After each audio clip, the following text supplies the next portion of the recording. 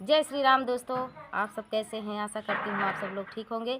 Deepika official पे आप सभी का स्वागत है। मेरे ऑफिशियल यस, इन्हीं के नाम से चैनल बना हुआ है दोस्तों, आप लोग जान जाइए। तो हम एक प्यारा सा चुटकुला गीत लेकर आए हैं। चुटकुला नाच गीत, बहुत प्यारा नाच गीत है। आप लोग सुनिएगा और कमेंट में ज़रूर बताना ये प्यारा सा हमारा चुटकुला नाच गीत कैसा लगा। तो चलिए सुनाते हैं।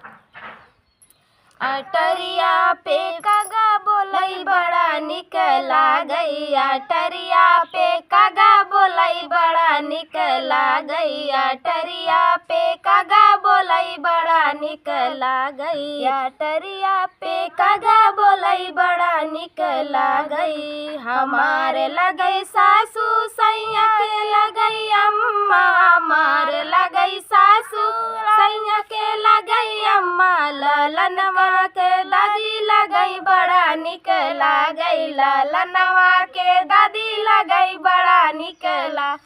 अटरिया पे कागा बोलई बड़ा निक लागई, अटरिया पे कागा बोलई बड़ा निक लागई।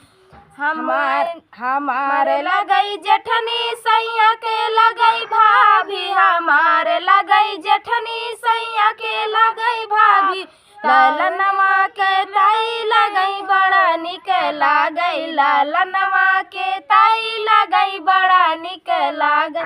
अटरिया पे कागा बोलई बड़ा निक लागई, अटरिया पे कागा बोलई बड़ा निक लागई। हमार लगई ननदी सैया के लगई बहिनी, हमार लगई ननदी सैया के लगई बहिनी, लालन के लगई बुआ बड़ा निक लागई, लालनवा के बुआ लगई बड़ा निक लागई, लालनवा के बुआ लगई बड़ा निक लागई। अटरिया पे कागा बोलई बड़ा निक लागई, अटरिया पे कागा बोलई बड़ा निक लागई। हमारे लगई देवर सैया के लगई भैया, हमारे लगई देवर सैया के लगई भैया, लालनवा के चाचा लगई बड़ा निक लागई, लालनवा के चाचा लगई बड़ा निक लागई। अटरिया पे कागा बोलई बड़ा निक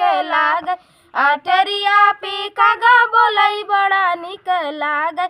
हमारे लगई भैया सैया के लगई साला, हमारे लगई भैया सैया के लगई साला, ललनवा के मामा लगई बड़ा निक लागई, ललनवा के मामा लगई बड़ा निक लागई।